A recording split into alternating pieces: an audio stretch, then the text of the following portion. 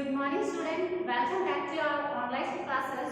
Hope you all enjoyed your previous chapter story, that is Holi, and today I have come back with a new story, and the chapter name is Growing Up Pains, which is written by R.K. Murthy. R.K. Murthy यहाँ पर story के writer हैं। इनका जो basic theme है लिखने का वो चिल्ड्रन बेस्ड था, चिल्ड्रन साइकोलॉजी पे था। इन्होंने जितनी भी बुक्स लिखी है वो बच्चों के ऊपर लिखी है।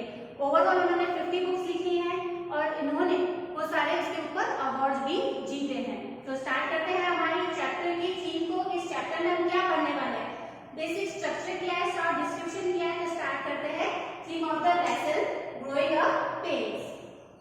The present story reflects on the problems of teenager named Sameer. यहाँ पर teenager का मतलब क्या होता है, जिसकी एज अराउंड 12 या 13 से स्टार्ट होती है और 18 पे स्टॉप हो जाती है। ये जो एज होती है ना, वो बच्चों के लिए बहुत ही हार्ड मानी जाती है। इसलिए पेरेंट्स होते हैं ना, वो बच्चों को लेकर बहुत ज्यादा प्रोटेक्टिव होते हैं, थोड़े टेंस्ड होते हैं। तो यहाँ पर हम जो स्टोरी पढ़ने वाले हैं, स्टोरी का जो हमारा मेन कैरेक्टर है वो है Sameer.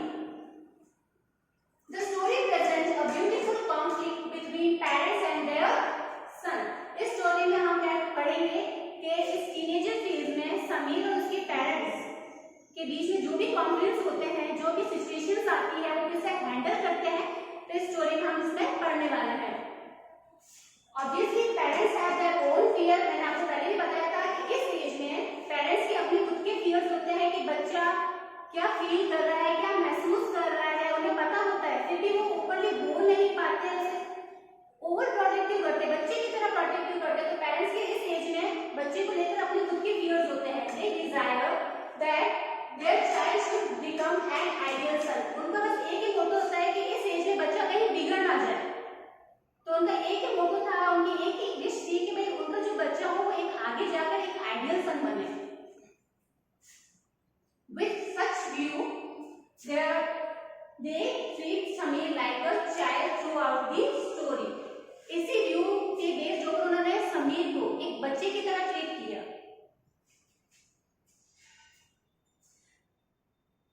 But Sameer has his own way of thinking. इससे ऑपोजिट समीर अलग तरह से सोचता था। He wants freedom. अब यहाँ पर समीर क्या चाहता है, फ्रीडम, कि उसे बच्चे की तरह ना रखा जाए। अब थोड़ा वो बड़ा हो गया, उसके अकॉर्डिंग, तो मुझे थोड़ी सी आप आजादी दो, फ्रीडम दो।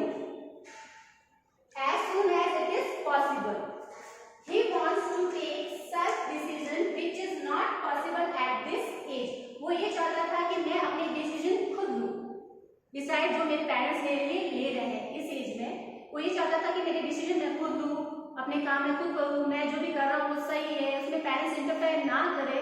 तो ऐसे थिंकिंग। अब इसके अदर साइड में देखो, पेरेंट्स जो है बच्चों को लेकर प्रोटेक्टिव थे। तो ये हमारी थीम होगी लेसन की।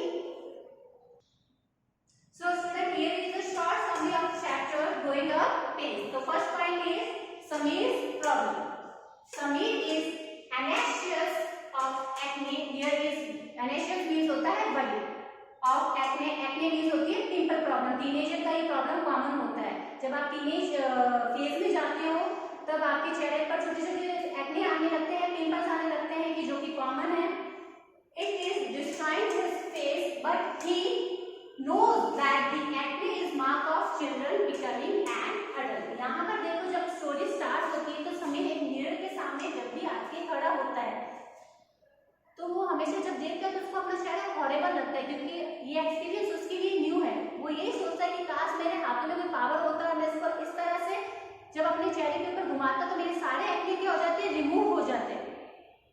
ऐसे थिंकिंग उसकी रहती। तो फिर मिरर को एकदम साइड में कर रहता है। फिर लास्ट में अपने आपको समझाता है कि ये ऐसा टाइम पीरियड है, पिंपल आना एक मार्क है। क्या मार्क है, कि जब बच्चा अडल्ट एज में जाता है।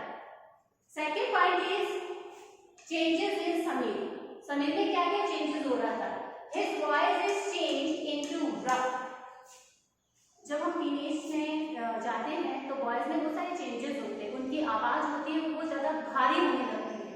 पहले बचपन में स्वीट रही होगी, पर जिस से वो बड़ा होता है तो उसकी वॉइस में थोड़ा रफनेस आ जाता है, थोड़ी भारीपन आ जाता है। It has no sweetness any more. वो सोचता था यार मेरी वॉइस पहले इतनी स्वीट थी, वो कहाँ चली गई। तो ये चीजें उसको डराती थी।